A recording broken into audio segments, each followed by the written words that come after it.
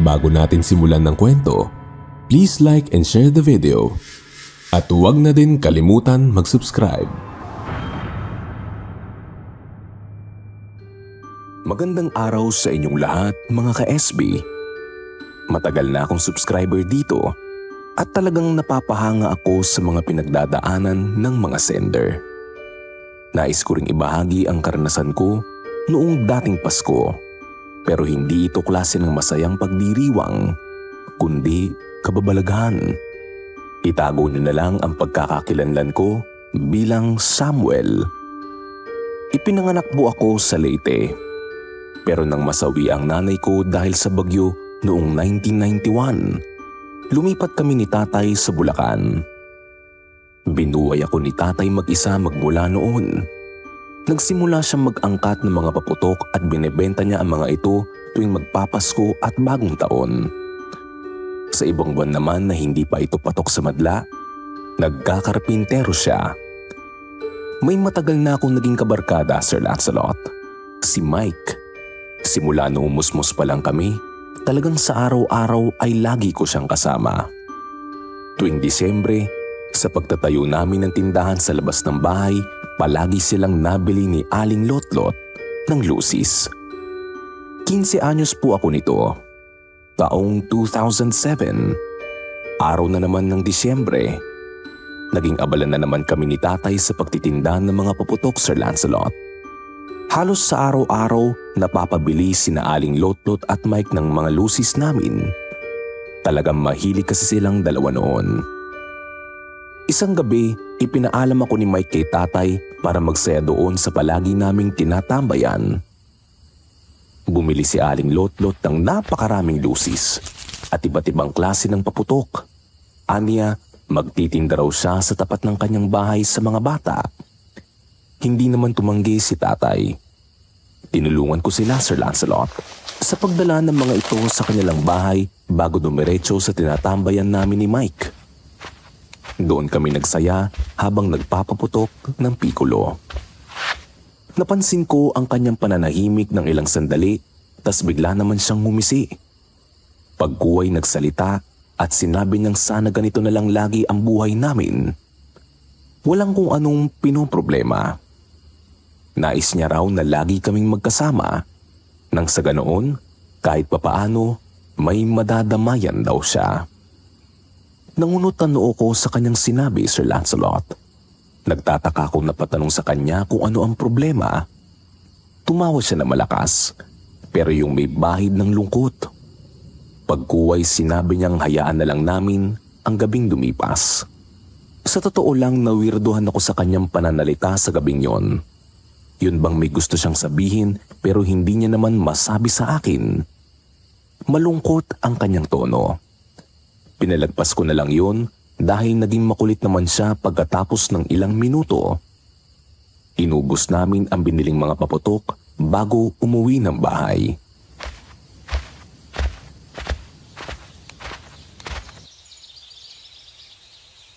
Kinabukasan pagkagising ko, nagulat ako na makita si tatay sa gilid ng higaan ko. Tulala. Tay, bakit ho? Akala ko ba may lakad kayo? Hinihintay niyo po ba ako? Hindi anak. Bakit ho ganyan ang itsura niyo? May problema ho ba? Patay na ang kaibigan mo anak. Tay naman, wag naman ho kayo magbiro ng ganyan. Totoo ang sinasabi ko anak. Nasunog ang kanilang bahay dahil sa mga paputok na binili ni Lotot sa atin kagabi. Nadampian kasi yun ng apoy na nagmula raw sa loob. Hindi na rin nakalabas sa mag-ina dahil kaagad na kumalat ang apoy. Nalusaw ang mundo ko sa narinig, Sir Lancelot. Walang ano-anong tumakbo ako sa bahay ni na Mike na medyo may kalayuan sa amin. Mas lalo pang gumuho ang mundo ko na makita ang dalawang bangkay na tinakluban ng puting tela. Tumulo ang luha ko, Sir Lancelot. Nagpumilit ako makalapit pero pinipigilan ako ng mga pulis at ng kano. Kilalang tagahula sa aming lugar. Mike, gago ka Mike. Ano ba? Bumangon ka dyan Mike. Gago ka naman, pre. Huwag ka naman magdrama ng ganito. Hindi nakakatuwa. Ano ba, Mike? Loko ka naman, tol. Hayaan mo na, Samuel. Wala na tayong magagawa. Naiwan na tayo nila. Tama na. Hindi. Hindi totoo yan, Mang Kano. May usapan pa kami. Mike! Mike! Kahit anong pagpupumiglas ko, hindi ako hinayaan ni Mang Kano at isa pang pulis na makalapit sa bangkay. Pinakalma ako ni Mang Kano, Sir Lancelot. Pumwesto na muna kami sa gilid at doon ako nag-iiyak. Nang kumalma ako, bumalik ako sa mga tao. Natigilan ako na makita si Mike sa isang banda. Nakasuot ng puting damit na siyang suot niya noong huling gabing pagkikita namin. Kita ko ang mukha niyang malungkot. At sa isa pang banda naman, nakita ko si Aling Lotlot nakatingin din sa akin. Nanindig ang mga balahibo ko nang makita ko sila. Hindi ako nakagalaw at hindi nakapagsalita. Bumalik lang ako sa sarili nang biglang lumitaw sa paningin ko si tatay. Niyaya niya na akong umuwi. Hindi ako nagsalita at tinayaan ko na lang siyang hawakan ng kamay ko at naglakad kami pauwi. Buong araw, hindi ko alam kung ano ang nangyari sa sarili ko. Hindi rin nawala sa isip ko ang kanilang muka kanina sa kalagitnaan nagkukumpulang mga tao. Bandang hapon, hindi ako pumunta sa lamay. Nanghihina kasi ako at nanginginig. Hindi ko kayang pumunta. Kaya naman tinulungan ko na lang muna si tatay sa pagtitinda ng mga paputok. Maya't maya ang dating at nagbibigay ng kanilang pakikiramay sa akin. Subalit nabigla ako nang biglang may nagsabing condolence sa kalagitnaan ng pag-aayos ko ng mga paninda. Kaboses yun ni Mike. Dumagungdong ang dibdib ko.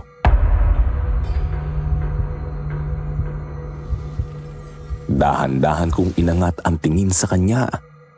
Nanindig ang balahibo ko nang makita ang damit na suot niya noong huling gabing magkasama kami. Napalunok ako bago siya tinignan sa muka. Napahinga ako ng maluwang nang makitang hindi pala ito ang kaibigan ko. Napansin ni tatay ang pag-iiba ng kilos ko, Sir Lancelot. Pero hindi siya nagsalita. Nagpatuloy ang aming pagiging abala. Katabi ko lang si tatay sa mga oras na yon. Subalit sa kalagitnaan ng pagiging abala ko, narinig ko ang isang nakakakilabot na bulong sa gilid. Sam, tulungan mo ko. Sa pagkakataong ito, Sir Lancelot, alam kong may mali. Nakaramdam na ako ng matinding kaba. Nanlamig ako bigla sa kinatatayuan ko. Pagkaharap ko sa kanan, nagimbal ako na makita si Mike. Sa pagkataranta, natumba ako kay tatay at muntikan siyang nasubsob sa lupa. Nawala na naman si Mike bigla. Para akong tanga, Sir Lancelot. Nagpalinga-linga ako sa mga taong lumapit at nakiusyoso. Kinanap ko sa kanila ang mukha ng kaibigan ko, pero hindi ko siya nakita. Alam ko sa sarili kong nakita ko si Mike. Hindi ako pwedeng magkamali. Alam kong talagang siya yun. Kaagad naman akong inalalayan ni tatay na makatayo at pinaupo niya muna ako saglit. Marami siyang inasikasong mga customer, pero may ilan naman na piniling tumulong na muna sa akin kaysa bumili. Puro na lang ako iyak, Sir Lancelot. Hindi ko na nagawa pang magtinda. Nandoon ang takot at sakit na nararamdaman ko dahil sa nangyari. Nang matapos ang pagtitinda namin, tinanong ako ni tatay kung gusto ko raw bang pumunta sa lamay. Nasa barangay hall ang lamay na mag-ina dahil walang nakatira kahit man lang kalahati sa kanilang bahay. Hindi ako sumagot. Nanginginig ang kalamnan ko. Hindi ko kayang harapin si Mike na nasa loob ng kabaong. Hindi naman nagpumulit si tatay at sinabing tsaka na lang daw kami pumunta kung handa na rin akong harapin ang katotohanan. Imposible yun pero sana magawa ko nga. 3:30 na madaling araw, nagising ako sa mga yabag sa kwarto. Ang sahig kasi ng bahay namin, Sir Lancelot, ay gawa sa kahoy. Sa tuwing may umaapak, talagang naririnig ang paglangit-ngit. Nakakaamoy din ako ng parang nasusunog na damit. Nang gumalaw ako para tignan sana ang bandang pinto, tumigil ito. Hinayaan ko na lang. Pumikit ako ulit. Pero mga 1 minuto ang nakalipas, nandoon na naman. Palapit ito ng palapit sa kung nasaan ako nakaharap. Napapalinok na ako sa kaba, Sir Lancelot. Ilang saglit pa'y gumalaw ang kinahihigaan ko. May umupo. Naririnig ko ang kanyang paghinga. Hindi pa doon nakontento, Sir Lancelot. Hinaplos-haplos niya ang buhok ko. Kasunod nito ang malumanay subalit makapanindig balahibong ham ni Aling Lotlot. Bumukas ang ilaw at narinig kong nagsalita si tatay, kaya naman kaagad ko itong kinuhang pagkakataon para makabangon at tumakbo sa kanyang kinaroroonan. Tay, si Aling Lotlot. Narinig ko po siyang kumakanta rito sa kwarto ko. Binisita niya po ko. Rinig na rinig ko po siya, tay. Maniwala ka sa akin. Samuel, alam kong nahihirapan kang tanggapin ang tungkol sa nangyari. Pero wala naman tayong magagawa eh. Kinakailangan na lulukin mo na ang katotohanan. Hindi rin kasi sila matatahimik kung hindi mo pagbibigyan ng pagkakataon ng sarili mo makaraos sa sakit na ito. Tay, ayoko muna marinig ang tungkol dyan. Makinig po kayo sa akin. Narinig ko po si Aling Lotlot kanina lang. Bago talaga kayo pumasok. Talagang nandito po siya. Hindi nga siya mananahimik kung hindi mo rin hahayaan ang sarili mong manahimik. Kinakailangan mong pumunta sa lamay. Kaya ka binibisita rito eh. Ayaw mo naman siyang puntahan doon. Kinakailangan mo magpakita. Tanggapin mo ang nangyari. Natahimik ako. Hindi ko na nagawa pang makapagsalita. Tahimik na tumulo ang luha ko. Mga bandang 7:00, sinamahan ako ni tatay papunta sa barangay hall. Tinatagan ko ang loob ko na makita ang 2 kabaong sa loob. Napapalibutan ng mga bulaklak ang kani-kanilang kabaong, Sir Lancelot. Dahan-dahan kong nilapitan ang ataol ni Mike. Kinuyom ang puso ko nang makitang tinakpan ng kalahati ang kanyang muka. Mula sa ilong hanggang sa may leeg. Kalbo na siya, Sir Lancelot. Kita ang lapnos ng kanyang noo papunta sa bunbunan. Hinimas ko ang salamin ng kanyang kabaong at pilit nang umiti. Pilit ang tawa kong minura siya at binirong pangit pala siya pagkalbo. Pero natigilan ako nang mapansin ang langaw na lumipad sa kanyang dibdib. May kalakihan ito at hindi pangkaraniwan ang kanyang kulay. Maitim na maitim. Inobserbahan ko ito. Inilapit ko ang muka sa may salamin para matignan ito na maigi. Lumapit sa akin si Mang Kano na mapansin niyang may inuusyoso ako sa loob ng kabaong. Bakit may langaw sa loob? Hindi ba ito tinignan na nag-asikaso nito kung malinis ba ang loob nito o hindi? Shh! Huwag kang maingay. Hindi ordinaryong langaw ang nakikita mo, Samuel. Ano ang ibig niyong sabihin? Espiritu yan ni Mike na nasa loob. Naghahanap ito ng daan para siya makalabas. Pero hindi niya pa alam kung saan pupunta. Kinakailangan niya matuto dahil pati siya ay mapapahama kung hindi siya makakalabas. Paano niya naman po nasabi? Kadalasan sa mga namamatay ng biglaan na hindi handa sa nangyari sa kanila. Ang nangyari kay Mike ay isang aksidente. At sigurado akong hindi niya inaasahan ang pangyayaring yun sa buhay niya. Malungkot siya ngayon. At hindi niya alam kung paano bang harapin ang panibagong buhay niya sa kabilang mundo. Kapag hindi niya magawang makalabas sa kabaong na yan, hindi siya makakaakyat ng langit. Kung totoo man po ang sinasabi ninyo, dapat lang tulungan natin siyang makalabas. Paano na lang kung hindi siya makalabas? Anong mangyayari? Hindi tayo pwedeng basta-basta mangialam tungkol sa bagay na yan, Sam. Diyos ang tutulong sa kanya, hindi tayo. Ang kailangan nating gawin ay magdasal na sana'y maging ayos ang kanyang paglalakbay sa kabilang buhay. Kung hindi maaari siyang maging isang masamang espiritu na hindi matatahimik. Nanindig ang balahibo ko sa kanyang sinabi, Sir Lancelot. Palipat-lipat ang langaw. Tila naghahanap talaga ito ng daan para makalabas. Tinapik ako sa balikat ni Mang Kano bago siya umalis at hinayaan akong nakatayo doon. Pinagmasdan ko naman na maigi ang langaw hanggang sa dumapo ito sa mukha ni Mike. Napasingap ako na makitang nakadilat na si Mike at nakatingin sa akin ng diretso. Walang emosyon ang kanyang mukha. Napamura ako at napaatras ng wala sa oras. Bumakas ang takot sa mukha ko. Kaagad naman akong nilapitan ni tatay at si Mang Kano. Kunot noong tinanong ako ni tatay kung anong nangyari. Nauutal kong sinabi sa kanila ang tungkol kay Mike na nakadilat habang nakatingin sa akin. Napalapit tuloy ang ilang mga nandoon at tinignan din ang mukha ni Mike. Pero hindi nila nasaksiyan ang nakita ko. Dahil sa nagkaroon ng tensyon ang loob, kesyo gumagawa ako ng kwentong makakapagpataranta sa karamihang dumalo ng lamay, pinili naming lumabas. Nangingilit ang luha kong nagbukas ng kwento tungkol sa nangyari noong gabi ng unang lamay at ang panaginip ko. Hindi nagsalita si Mang Kano. Panay lang ang kanyang hagod sa likod ko. Tinanong ko siya kung maaari niya ba akong hulaan. Sinabi niyang hindi na raw muna dahil wala sa kondisyon ang kanyang katawan. Tumango lang ako. Nang dumating ang tagadasal ng patay, inanyayahan kami sa loob. Nag-alinlangan ako, Sir Lancelot. Hindi naman sa natatakot ako, pero nakakaya rin kasi sa mga nandoon ang tungkol sa nangyari.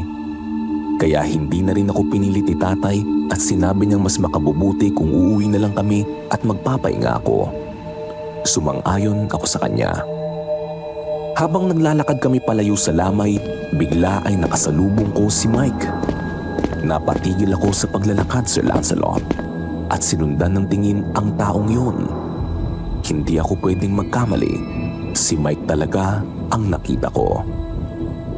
Akma na sana akong susunod sa taong yon nang biglang may humablot sa balikat ko. Si tatay. Punot ng noo niyang napatanong kung saan ako pupunta. Sinabi ko sa kanyang nakita ko si Mike na dumaan sa harap namin. Nagitla siya pero hindi niya ako hinayaang makaalis. Nagpumilit siyang umuwi kami dahil posibleng maligno raw ang nakita ko.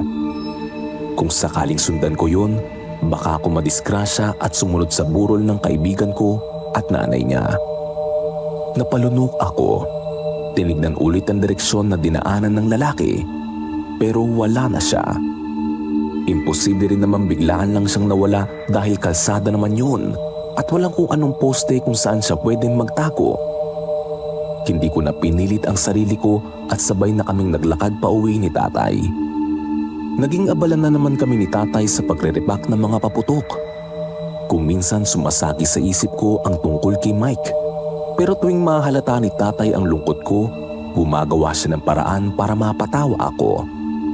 Nagpasya na naman akong hindi pumunta sa kanyang lamay dahil sa nangyari. Tuwing naaalala ko yon, naninindig talaga ang balahibo ko. Panay ang tanong ng ilang mamimili kung bakit hindi ako pumunta sa burol ni Mike. Hiting pilit lang ang sinagot ko sa kanila. Mga bandang gabi, siguro 7:00, umalis na muna si tatay dahil nagpabarya. Naiwan akong mag-isa sa tindahan kasama ang isang customer. Maya-maya lang din ay nagpaalam din siya sa akin na babalikan na lang ang sukli. Naupo na muna ako sa may gilid at nilaro-laro ang lastikong napulot ko. May lumapit sa akin. Kita ko na ang kanyang paa ay naliligo sa dugo at may bahid din ito ng pagkasunog. Pagkuway may pumapatak-patak din sa kamay ko na dugo. Natigilan ako. Dahan-dahan kong inangat ang tingin ko sa kung sino man ito. Ngunit napaigtad ako na marinig ang boses ni tatay. Tinawag ako. Nawala ang kung anumang malignong yun sa harap ko. Akma na sana akong tatayo na mapansin ko ang patak-patak ng dugo sa harap at kamay ko. Nilapitan ako ni tatay at tinanong kung may problema ba.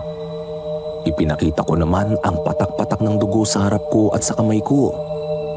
Ngunit nangunot ang noo ko nang mapansing wala naman pala. Gusto ko na talagang suntukin ang sarili ko sa mga oras na yun. Ano bang nangyayari sa akin? Hindi ko nilang pinansin ang tanong ni tatay. At pilit ang ngiting nakipag-osyosa na naman ako sa mga customer. Subalit ilang saglit lang, may napansin ako sa hindi kalayuan. Sa medyo madilim na bahagi, si Mike nakasuot ng kanyang puting damit, nakangiti sa akin. Sa tabi niya ay si Aling Lotlot na nakasuot na mahabang duster. Duguan ng kanyang katawan at lapnos ang ilang bahagi ng kanyang muka at braso. Nakahilig ang kanyang ulo. Kita ang lungkot at sakit sa kanyang mga mata. Pinilit ko silang baliwalain, Sir Lancelot, at tinuon ng atensyon ko sa mga customer na naman. Tuwing may nagtatanong sa akin tungkol kay Mike, hindi ko na lang pinapansin. Si tatay, nakakahalata naman siyang hindi ako komportable. Kaya kapag kilala niya ang customer na nagtatanong tungkol sa kaibigan ko, minamabuti niyang naitutuon sa ibang bagay ang pag-uusapan. Nagpasalamat ako kay tatay doon. Kilala niya talaga ako, Sir Lancelot.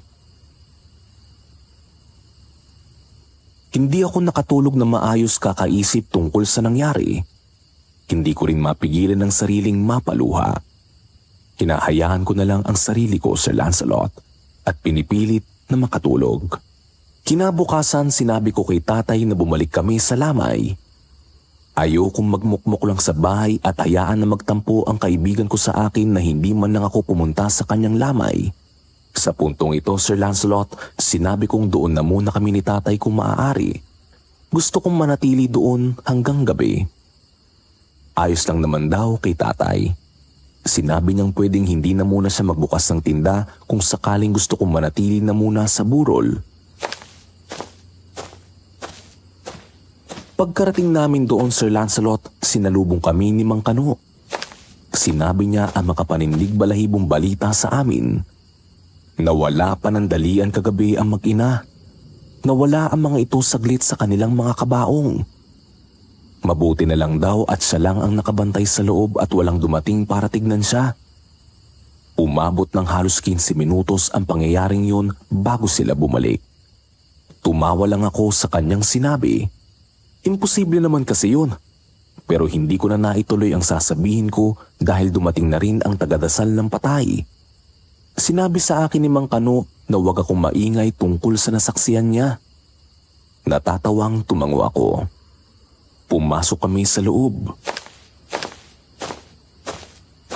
Habang hinahanda ang altar para sa pangalawang araw ng pagdadasal sa dalawang patay, kinausap ako ng tagadasal. Tinanong niya sa akin kung wala raw ba akong naramdamang kakaiba dahil hindi ako pumunta noong una at pangalawang araw ng burol. Hindi ko ugaling nagkukwento sa ibang tao tungkol sa nararamdaman ko kaya nagsinungaling ako sa kanya. Tumango naman siya at sinabing kinakailangan ko raw mag-ingat at maging handa dahil posibleng maging mabigat ang pagdadaanan ko. Hindi ko naman siya pinansin. Mabuti na lang at nagsimula na rin agad ang pagdadasal. 5 minuto ang nakalipas, namatay ang 2 kandilang nasa tapat ni na Aling Lotlot at Mike. Sumunod naman isa-isang namatay at 3 kandilang nakatirik sa altar. Nagbulong-bulungan ang mga tao. Nakapagtataka nga naman kasi, Sir Lancelot. Wala talagang hangin sa loob at sarado rin ang mga bintana.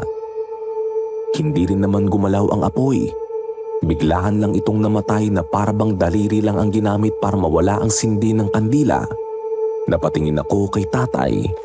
Walang emosyon ang kanyang muka. Yumuko siya at naghalukip-kip, sabay sandal ng likod sa upuan. Nang mapansin niyang nakatingin ako sa kanya, sinabi niyang hindi ko dapat ito pansinin. Mas makabubuti raw kung manahimik lang ako at hindi mataranta. Si Mang Kano ang tumayo para sindihan ulit ng kandila sa mga kabaong. Pero nang umalis siya, namatay na naman ito. Panay bulungan ng mga tao tungkol sa nangyayari. Sinindihan din niya ang 3 kandila sa altar kung saan nakaharap ang nagdadasal. Namatay din ang mga ito. May ilang natakot at tataranta na pero pinakalma sila ni Mang Kano. Pagkuway nagsalita siya sa hangin na animoy kinakausap sina Mike at Aling Lotlot. Lot, Mike, wag naman na sana kayong ganyan. Kung sa tingin ninyo nakakatawa, sa amin hindi. Marami ang natataranta sa ginagawa ninyo. Hayaan mo na lang ipagdasal namin kayo ng taimtim at tahimik. Wala naman kaming ibang intensyon kundi ang hayaan kayong maging masaya kung nasaan man kayo ngayon. Alam namin na hindi sadyaan nangyari. Bigyan nyo kami ng pagkakataong kami naman ang siyang tumulong sa inyo. Noon kasi ay puro kayo ang lumalapit sa amin at nagbibigay ng kamay ninyo. Kung sa tingin mo hindi ka tinitigilan ni na Mike at Lotlot, kausapin mo sila. Hindi naman yan masama. Hayaan mo ang sariling marinig ka nila tungkol sa nararamdaman mo at kung ano ang intensyon mo. Tay, nakita ko po talaga Naunahan ako ng takot. Hindi ko alam ang gagawin tuwing nakikita na sila. Nawawala ako sa sarili ko. Hindi mo naman kasi dapat hayaan ang sarili mong matakot. Wala silang kakayahan na saktan ka. Sabi pa nga, di ba? Matakot ka sa taong buhay kaysa sa patay. Ang taong buhay kaya kang patayin anumang oras. Maraming paraan para mapatay ka. Pero ang patay, walang magagawa dahil hindi ka naman na mahahawakan nun. Iba pa rin ho kasi ang pakiramdam, Tay.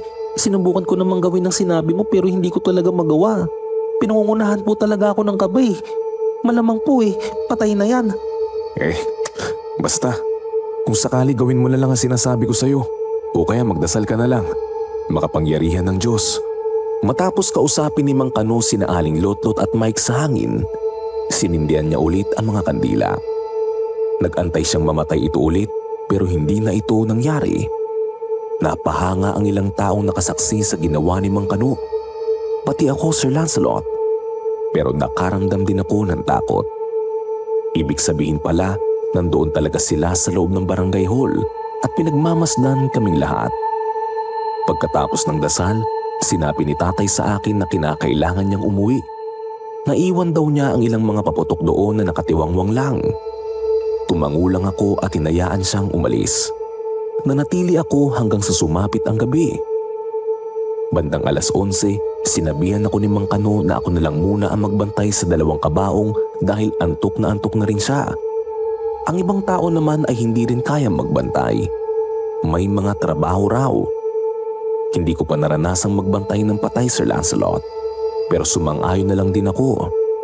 Ako lang ang siyang naiwan sa loob kung nasaan ang lamay dahil ang iba ay nasa labas. Naglalaro ng baraha at bingo. Maingay naman sa loob kahit papaano dahil rinig na rinig ang sigaw ng mga nagbibingo. Kumpiyansa akong umupo sa harap ni na Aling Lotlot at Mike. Hindi ko namalayan na nakatulog pala ako. Hindi ko alam kung ilang oras yon o minuto. Pagkagising ko, napakatahimik na ng paligid. Patay na ang mga kandila sa kani-kanilang kabaong. Madilim sa loob at labas. Siguro ay dahil sa brownout. Hindi ko talaga alam, Sir Lancelot. Tumayo ako at hinanap ang posporo. Mabuti na lang at nakalagay ito sa maliit na mesa na nasa tabi ko lang. Nandoon din ang kandilang ginamit sa pagdadasal. Yun na lang din ang sinindihan ko. Nagitla ako na makaharap si Mike sa paglingon ko sa banda ng mga kabaong. Sunog ang gilid ng kanyang muka pati ang kanyang leeg. Umiiyak niyang sinabing, "Tulungan mo ako, Sam. Sam, tulungan mo kami ni Nanay."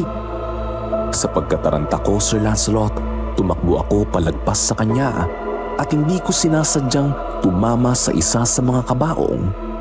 Natumba ito. Bahala na. Tumakbo ako palabas. Wala na talaga ni isang tao. Sumigaw ako ng tulong pero walang nakakarinig.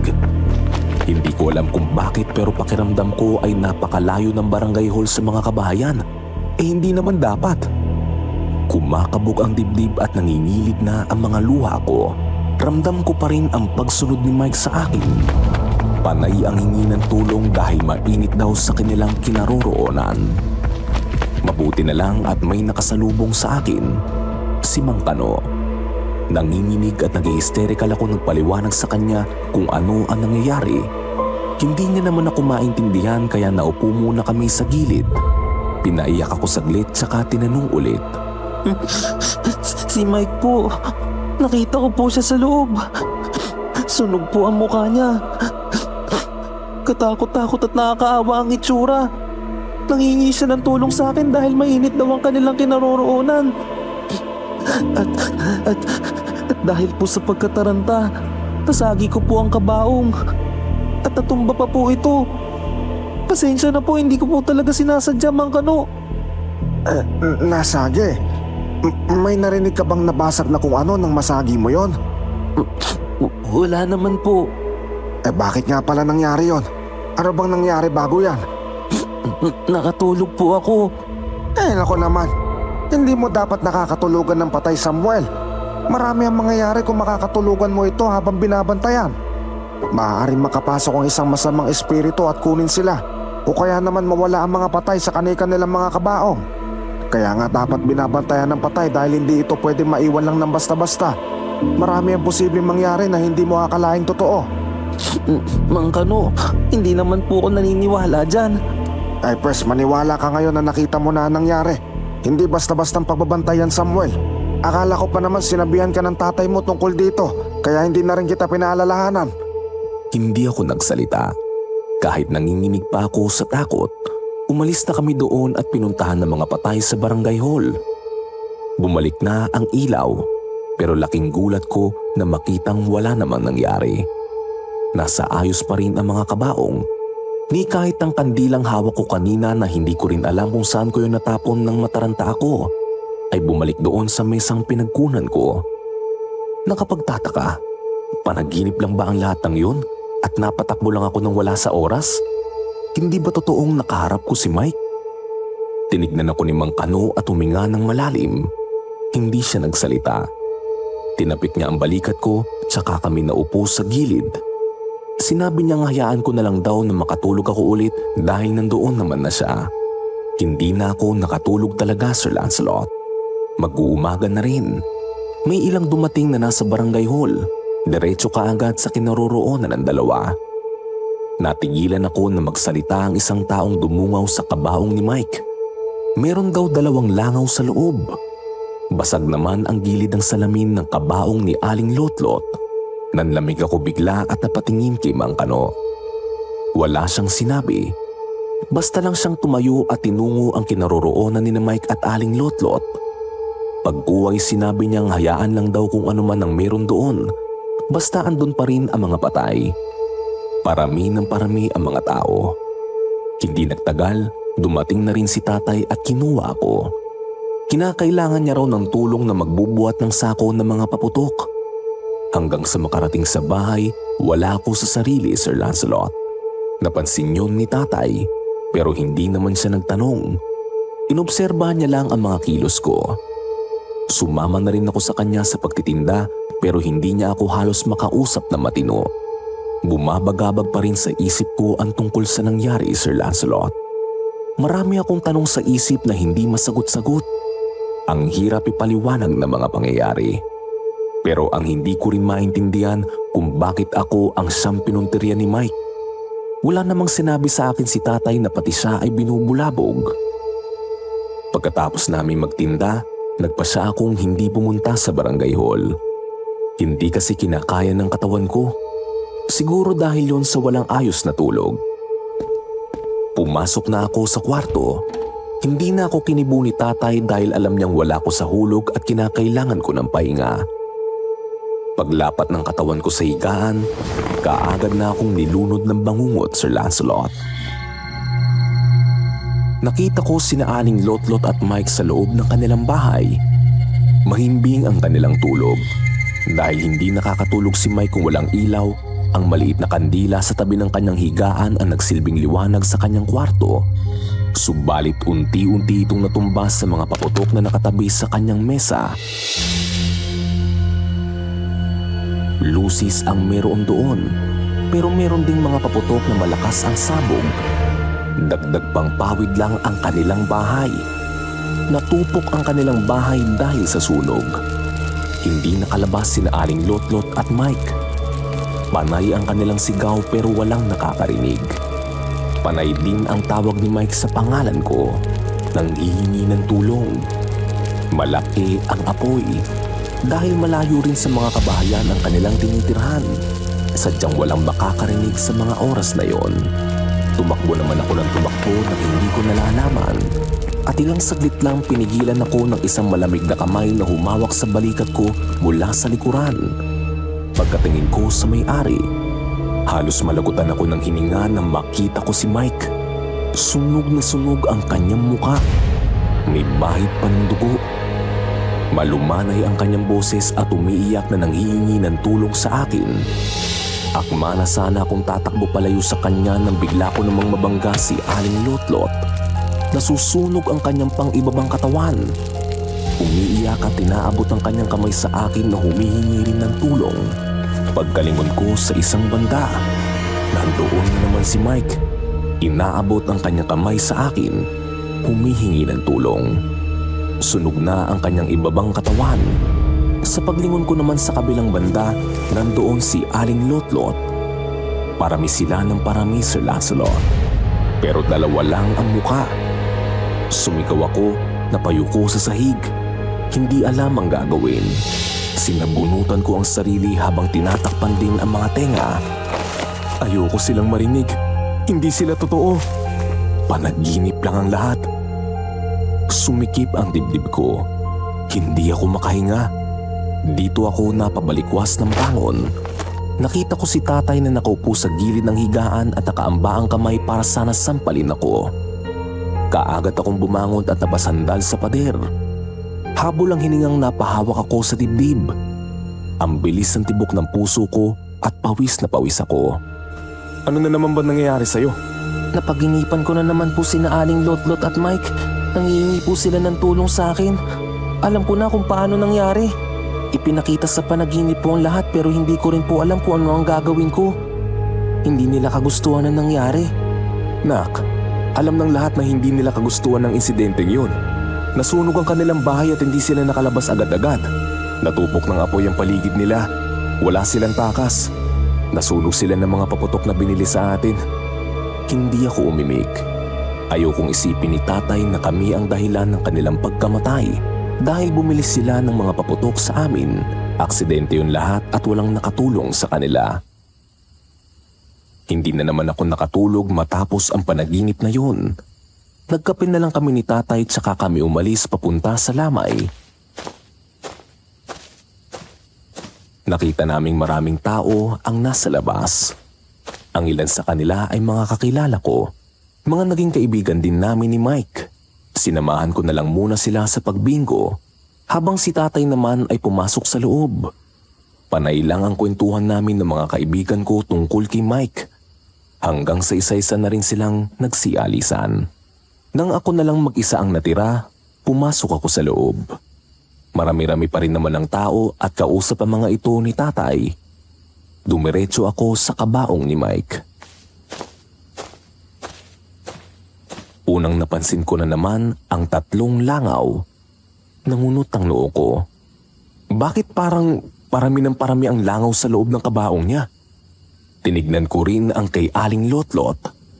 Nagitla ako nang makitang wala ng laman ang kanyang kabaong. Akma na sana akong lalapit kay tatay nang sa paglingon ko, bumulagta si Aling Lotlot sa harap ko. Napaatras ako dahil doon at natumba dahil sa takot. Kaagad naman ako nilapitan ni Namang Kano at Tatay Pidol. Tsaka inupo sa isang upuang malayo sa 2 kabaong. Nagbulong-bulungan ang mga tao. Hindi ko na sila pinansin dahil naninikip na ang dibdib ko. Hindi ko alam kung paano o kung kailan ako titigilan na mag-ina. Sunod-sunod ng pangyayari. Nagpayo si Mang Kano na wag ko na lang daw pilitin ang sarili muna na pumunta ng lamay. Mas makabubuti raw kung hayaan ko na lang muna ang sarili kong maghilom at maging handa. Pwede naman na raw akong pumunta sa pinakauling lamay nito pati na rin sa simbahan. Sa gabing yun, inuwi din ako kaagad ni tatay. Kita ko ang kanyang pag-aalala kahit hindi niya ako kinakausap. Alam niya sa sariling nagugulan ako. Natulog na kaming 2 ni tatay pagkatapos ng hapunan. Bandang mga 2:00 ng umaga, nagising ako sa amoy ng pulbura. Pagkamulat ko ng mga mata, Napabalikwas ako ng bangon na makitang may usok na sa loob ng bahay. Yun pala, nasusunog na ang bandang likod ng bahay namin. Kaagad kong tinungo ang kwarto ni tatay at ginising siya. Mantikang tulog kasi si tatay kaya kahit anong mangyari hindi siya nagigising kaagad. Mabilis kong hinila si tatay mula sa kanyang higaan palabas. Nagulat siya na makita ang makapal na usok sa loob. Napapaubo naming hinanap ang pinto palabas. Napapaubo kami pareho. Hirap na huminga dahil sa pulbura at usok. Maya-maya pa, sunod-sunod na ang putok sa labas. Hindi ako sumuko kaagad, Sir Lancelot. Kahit nababangga na kami ng mga kahoy sa loob ng bahay, minabuti ko pa rin hindi kami maghiwalay ni Taryong dalhin siya sa ospital. Kaagad namin siyang isinugod doon.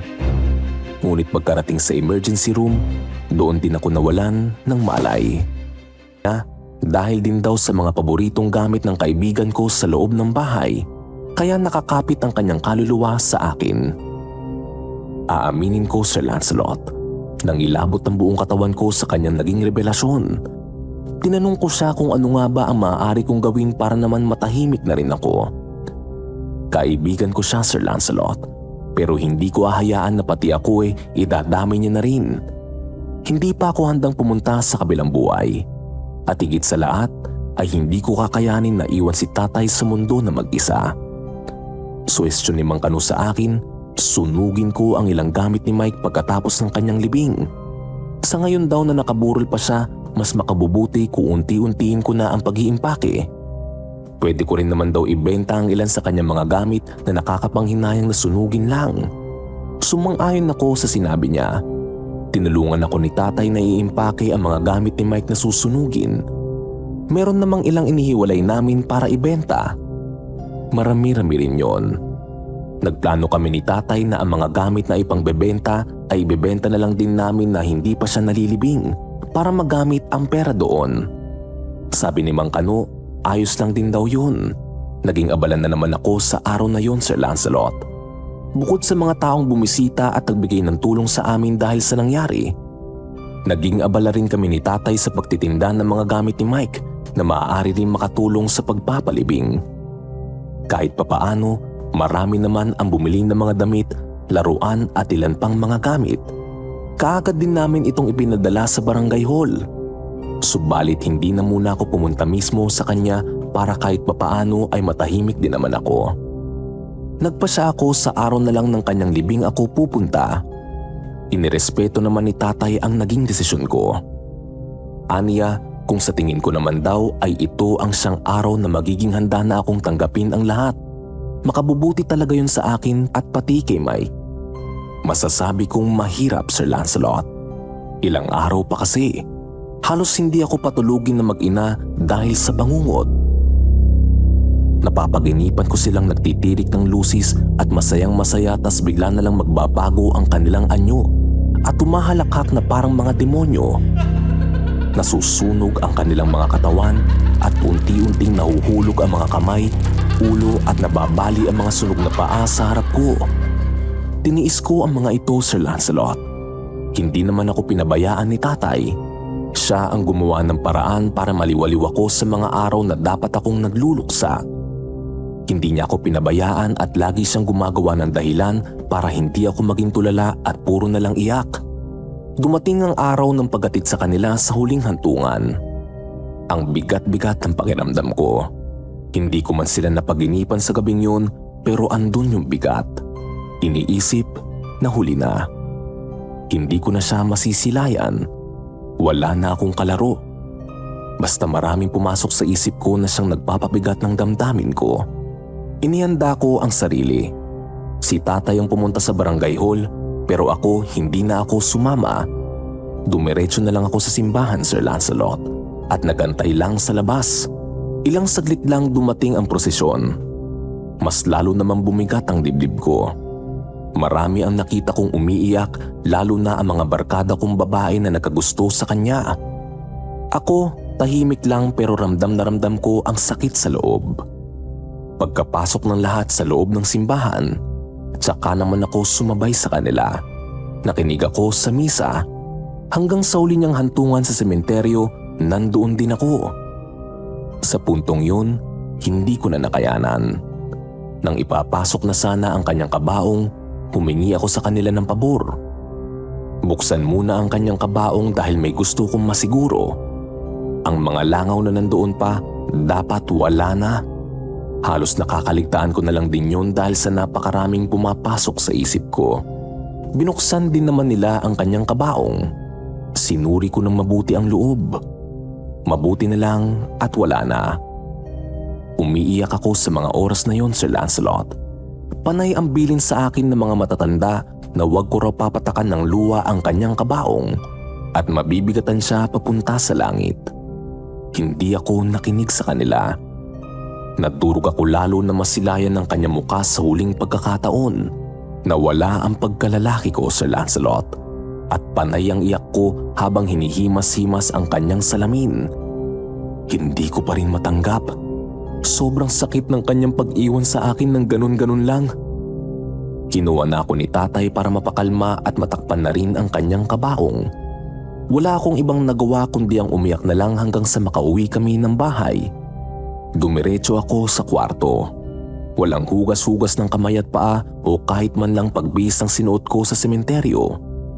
Lungkot ang nararamdaman ko noon, Sir Lancelot, at naging wala akong pakialam sa paligid ko. Dahil nasunog ang bintana ko, pinagtagpi-tagping sako na muna ang nagsilbing takip sa kwarto ko. Nakatulog naman ako na mahimbing. Nagising na lang ako na maramdaman ang malamig na kamay na humahaplos-haplos sa buhok ko. Narinig ko rin ang mahina niyang ham. Nanindig ang balahibo ko. Si Aling Lotlot. Napabalikwas ako ng bangon at tinanap siya sa loob ng kwarto ko. Pero wala naman akong nakita sa kadiliman. Babalik na sana ako sa pagtulog na marinig ko na naman ang malumanay niyang boses na kumakanta.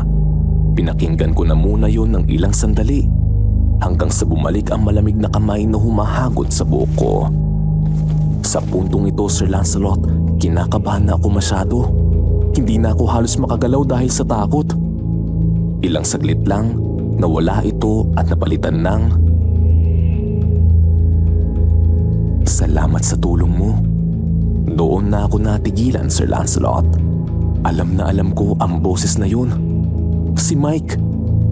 Kaagad akong bumangon at nagtutubig ang mga matang hinanap ko siya sa buong bahay. Panay ang tawag ko sa kanyang pangalan. Hindi ko alam kung dapat ba akong makaramdam ng takot o gusto ko siyang makita at mayakap. Naghalo-halo ang emosyon ko. Nagising si tatay at nakita niya akong parang baliw na kung saan-saan hinahanap si Mike. Nilapitan niya ako at niyakap na mahigpit. Pinakalma at pinaintinding wala na ang kaibigan ko. Hinang-hina ako, Sir Lancelot. Parang ayaw kong tanggapin na wala na siya, na takot akong binibisita niya. Hindi ko alam, gulong-gulo ang isip ko. Nang kumalma, sinabihan ako ni tatay na kinakailangan kong magbihis at maligo. Ang damit na isinuot ko ay dapat sunugin kasabay ang mga gamit ni Mike na dapat ipadala sa kanya sa kabilang mundo. Hindi na kami nagsayang ng oras at ginawa na ito sa likod ng bahay. Sa kalagitnaan ng pagsusunog namin ng mga gamit, nakita ko si Mike at si Aling Lotlot sa hindi kalayuan. Pareho silang nakasuot ng puting mga damit at nakangiti silang dalawa sa akin. Malinis ang kanilang mga muka at kitang-kita na tanggap na rin nila ang nangyari sa kanila. Tumulo ang luha ko. Itinaas ko ang kamay sa kanila at nagbabay. Nakita ni tatay ang ginawa ko. Tinapik niya ang balikat ko nang nakangiti at senyas na tama lang ang ginawa ko. Niyakap ko siya na maigpit at umiyak sa kanyang balikat. Nagpasya kaming umalis sa lugar pagkatapos ng 40 diyas ni na Aling Lotlot. Kahit papaano natahimik na rin ang buhay ko magmula noon. Sa ngayon, Sir Lancelot, kasama ko ang asawa ko sa Marinduque. Namatay ang tatay ko noong 2010. Pero kahit wala na siya, ramdam ko naman ang kanyang presensya kasama sina Mike at Aling Lotlot. Ginagabayan ako nila sa araw-araw na kinakaharap ko sa buhay. Maraming salamat po sa pagbabasa, Sir Lancelot. Agawan ng Lupa.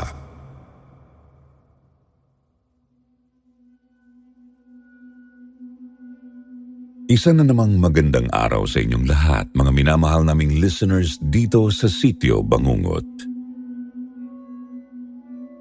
Nagbabalik na naman ang inyong lingkod, Jupiter Torres, upang maghatid sa inyo ng isa na namang kwentong kababalaghang hango sa tunay na karanasan ng ating letter sender for today na nagpakilala sa atin bilang Miko.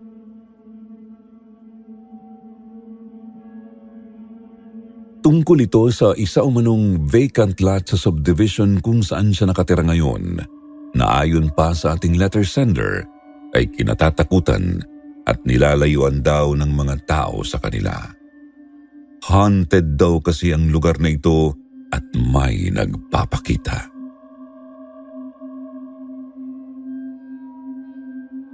Kaya ano pa ang iniintay natin, mga ka-SB? Tara na't pakinggan natin ang kaniyang istorya.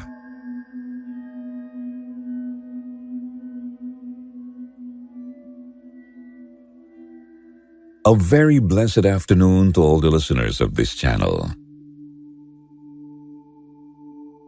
Bago ko po simulan ang kwento ko, gusto ko lang po sanang batiin at pasalamatan ang aking pinsan na si Pam Sarmiento for introducing me to this channel. Pati na rin po sa pagkumbinsi niya sa akin na magpadala na rin ng sarili kong kwento. Gusto raw po kasi niyang mapakinggan dito itong istoryang isishare ko sa inyo tungkol sa kwentong kadikit daw po ng isang bakanting lote dito sa nilipatan naming subdivision.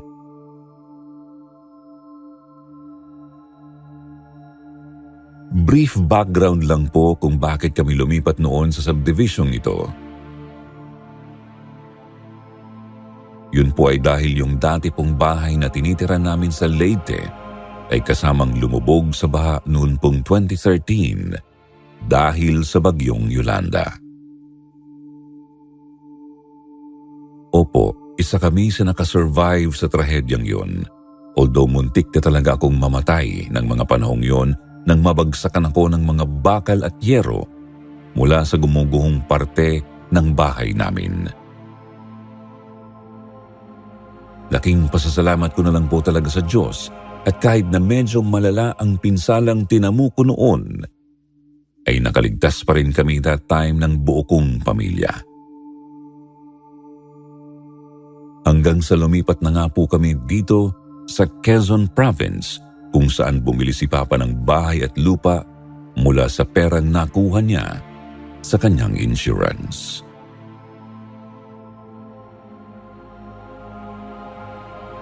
So balik po tayo sa kwento.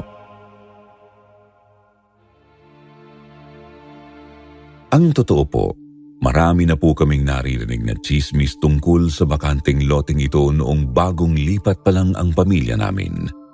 Pero hindi naman po kami kahit kailan nakinig o naniwala sa mga usap-usapang yun kahit na maging kami po ay may nararamdaman na talagang kakaiba noon sa tuwing dadaan kami sa harap ng lote. Mga 4 houses lang po kasi ang layo ng bakanting loteng ito sa mismong bahay namin. Kaya palagi ko po talaga itong nadadaanan sa tuwing papasok ako at uuwi ako galing sa eskwelahan.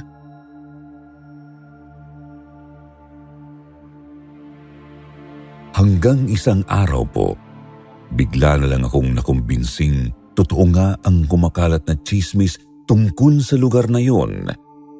Nang may makausap akong isang matanda noong isang beses na bumili ako sa tindahan malapit sa amin.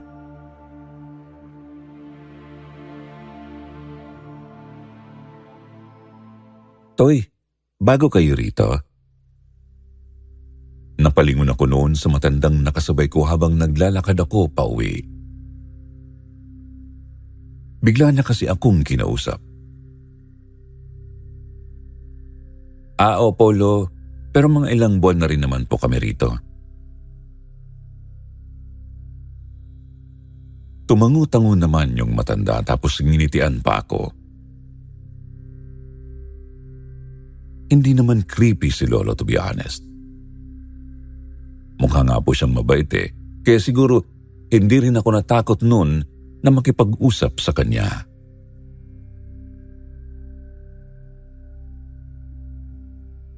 Kaya pala ngayon lang kita nakita.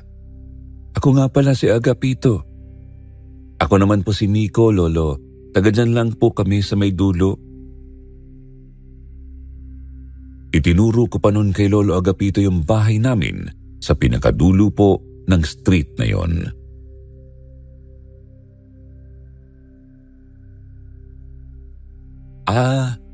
Ako naman taga rito lang din. Diyan ako sa may bakanteng lote nakatira noon. Ako ang bantay doon. So medyo nagulat po ako nang malaman kong doon pala siya nakatira dati.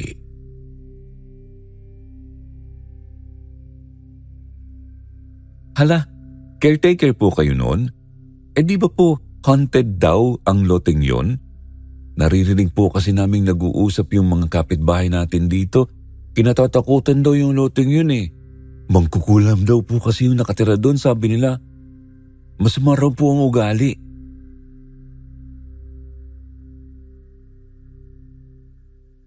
Natawa naman si Lolo Agapito sa sinabi ko. Mga wala talagang magawa yung mga yan. Alam mo na, hindi naman talaga nawawala sa isang lugar ang mga chismosang makakati ang dila. Kwento ng kung ano-ano. Hindi naman nila alam ang totoo. Napailing pa po siya bago siya nagpatuloy sa pagsasalita.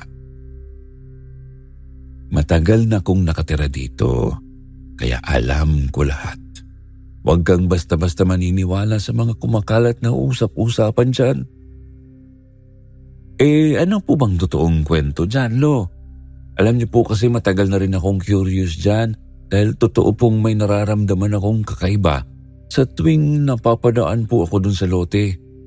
Noong isang araw nga po, sabi ng kapatid ko, nakakita raw po siya doon ng babaeng walang paa na nakalutang sa ere. Kaya ayun, hindi na po lumalabas ng bahay. Yun ba? Hindi ko naman sinasabing wala talagang nagpapakita doon.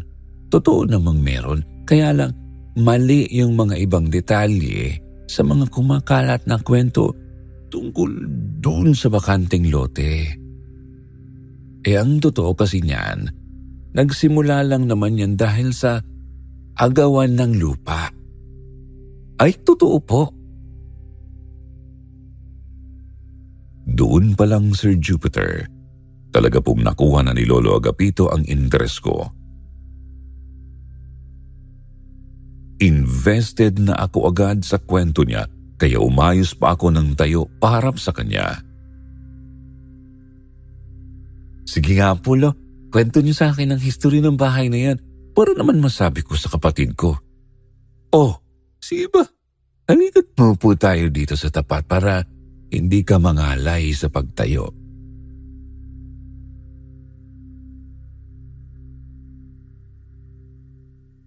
Inakay pa ako ni Lolo papunta doon sa parang malalaking buhay na batong nakalagay sa gilid ng kalsada na nagsisilbi na ring bench ng mga tumatambay doon tuwing hapon. Doon kami naupo, tapos nagsimula na siyang magkwento.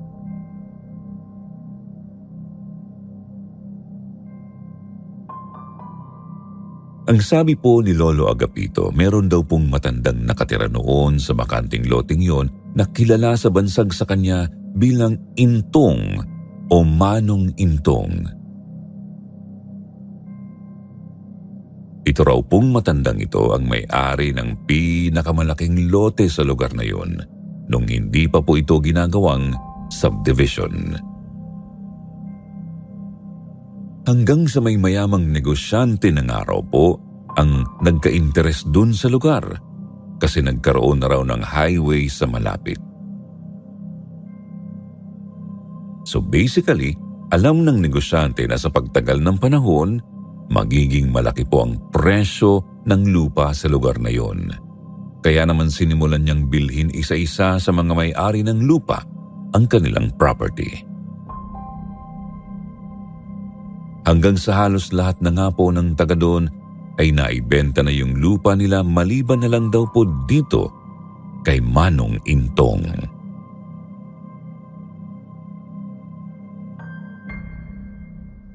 Sobrang pagkukumbinsi raw po ang ginawa ng negosyante kay Manong Intong.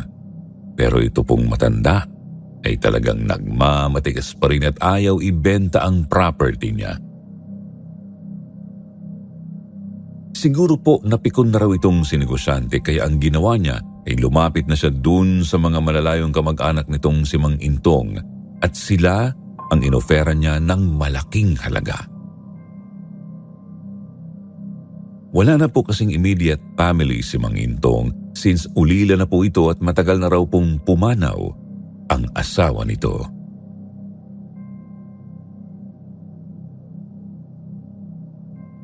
Wala kayong pakialam sa lupang ito, hindi ito sa inyo.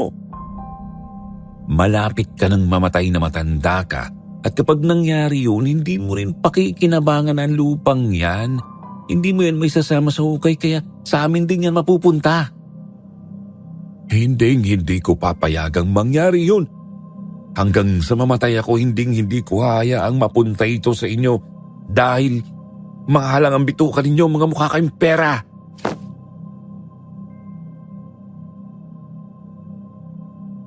Galit na galit daw ang mga kamag-anak ni Mang Intong nang kahit sila ay tinabla ng matanda.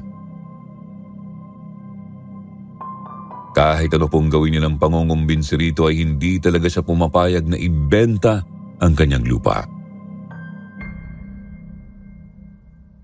Pero dahil mga ganid nga raw po yung mga kamag-anak ni Mang Intong at talagang malaki ang interes nila sa pag-aari ng matanda, hindi sila papayag hanggat hindi sila nagtatagumpay na agawin ito.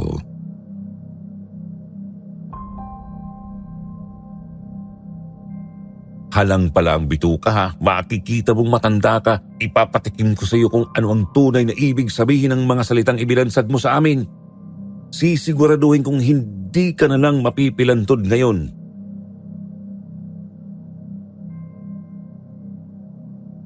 Nang gabing yun, alam na raw ni Mang Intong na iba na ang balak ng mga kamag-anak niya.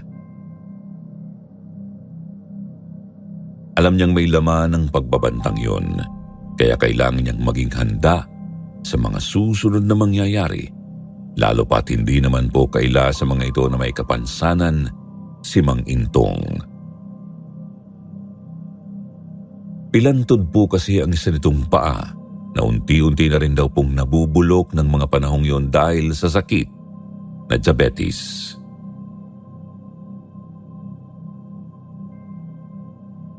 Tama nga po ang matanda dahil pagka-uwi ng mga kamag-anak niya, nagplano na kaagad sila kung paano nila maaagaw ang lupang pagmamay-ari ni Mang Intong. At isa lang ang naisip nilang solusyon sa kanilang problema. Kailangan nilang pabilisin ang pagkamatay ng matanda. Tutal naman daw ay doon na rin ang kahahantungan nito sa nalalapit ng panahon.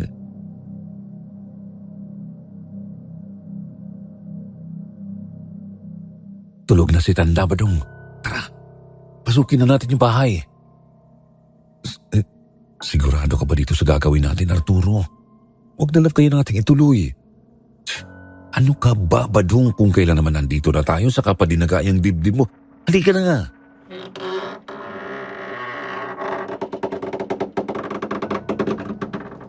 Ayon pa sa kwento ni Lolo Agapito, itinuloy daw po ng mga kamag-anak ni Mang Intong ang pagpasok sa bahay niya para isagawa na yung masamang balak nila sa matanda. Yun nga lang po, langit-ngit pa lang daw ng pintuan ng Mang Intong ay halos kilabutan na ang mga ito.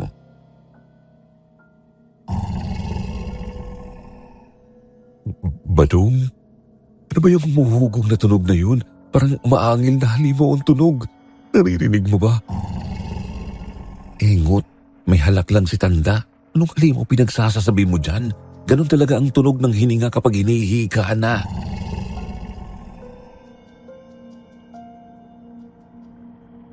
Madilim daw po ang loob ng bahay ni Mang Intong.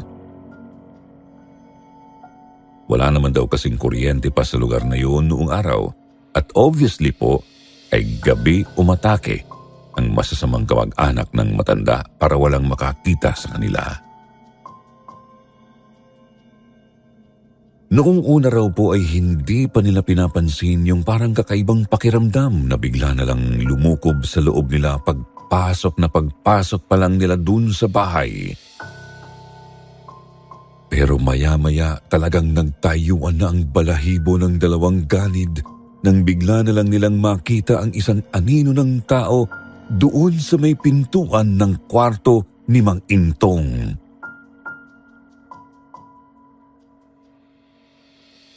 Punye, Badong, nagising yata. Sumisigaw sila habang humihingi ng tulong pero wala namang makarinig sa kanila dahil malawak nga ang lupaing yun ng matanda.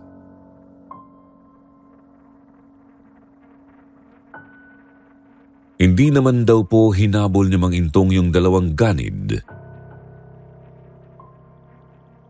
Pinabayaan niyang umuwi sa mga bahay nila ang mga ito.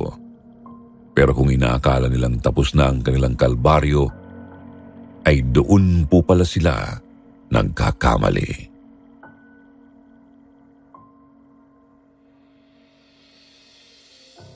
Ilang linggo makalipas daw po ang ginawang panloloob ni Badong at Arturo sa bahay ni Mang Intong. Halos magkasabay na nagkaroon ng karamdaman ang mga ito. Malubha. Sumusuka sila ng dugo. Kung ano-ano ang tumubo sa kanilang mga balat. Nagdidiliryo sila at nagkakaroon ng halusinasyon. Parehong-pareho daw po ang nangyayari sa kanila. Palala ng palala. Hanggang sa umabot na raw po sa puntong hindi na makakain pa ang mga ito dahil ang tingin daw nila sa mga pagkaing ibinibigay sa kanila ay mga uod, ipis at iba't iba pang nakakadiring insekto kahit na hindi naman talaga yon ang inihahain sa kanila. Dahil doon unti-unti silang nangayayat. Naging butot balat. Yung bituka nila unti-unti rin daw pong nabutas hanggang sa literal na namatay sa gutom ang dalawa.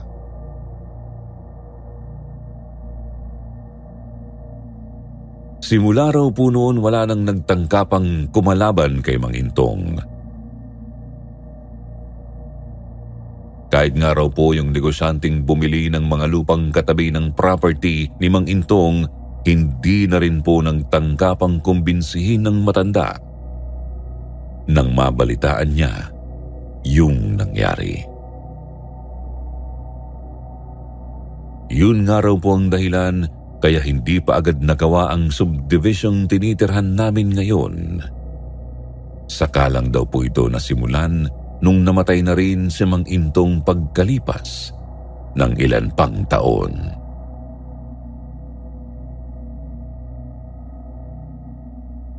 Ay grabe naman po pala yung mga kamag-anak ni Mang Intong, Lolo. Sila naman pala ang gumawa ng dahilan para gantihan sila ng matanda. Tama ka dyan, Toy. Hindi ka masasaktan kung hindi ka mananakit. Yun lang naman sana ang kailangan nilang isipin. Pero masyado silang nagpadala sa pagiging gahaman nila eh. Lolo Agapito, bakit nga po pala ayaw ibenta ng Mang Intong yung property niya noon kung alam niyang may sakit na po pala siya at malapit na ring mamatay nung mga panahong yun?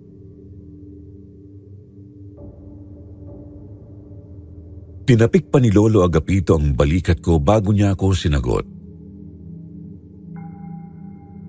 Dahil dyan sa loting yan, dyan niya inilibing ang pinakamamahal niyang asawa na namatay dahil sa komplikasyon nito nang maputulan ito ng paa.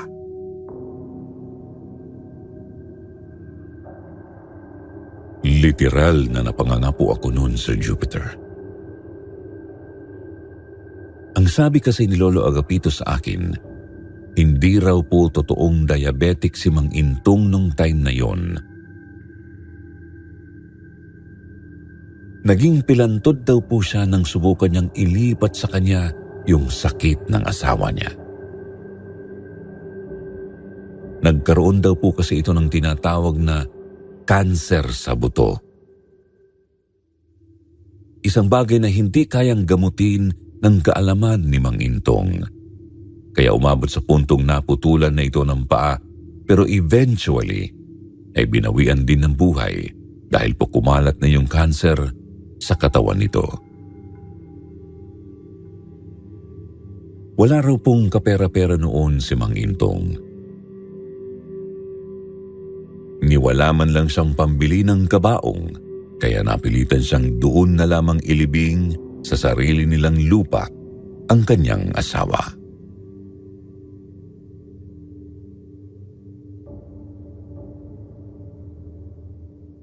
Pagkauwi ko, kung nagtataka naman po kayo kung paano ko siya nakausap at sa dami ng taong nakatira dito sa amin ay ako lang ang kinausap niya, siguro po masasagot ko yan sa pamamagitan ng pag-amin sa inyo.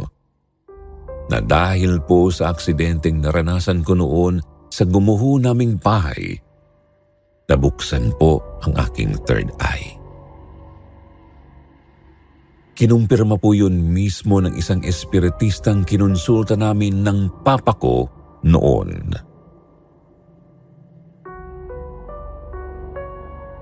So yun, sobrang nag-enjoy po ako sa pagbabahagi sa inyo ng creepy experience kong ito, Sir Jupiter. It will really be a big pleasure to me kung sakali pong ma-narrate ninyo ito in the future. Kung sakali man, salamat na rin po in advance. Naway tangkilikin pa po ng marami ang inyong channel. More power po and God bless. Damo nga salamat Miko han imo pag-share ini nga imo istorya.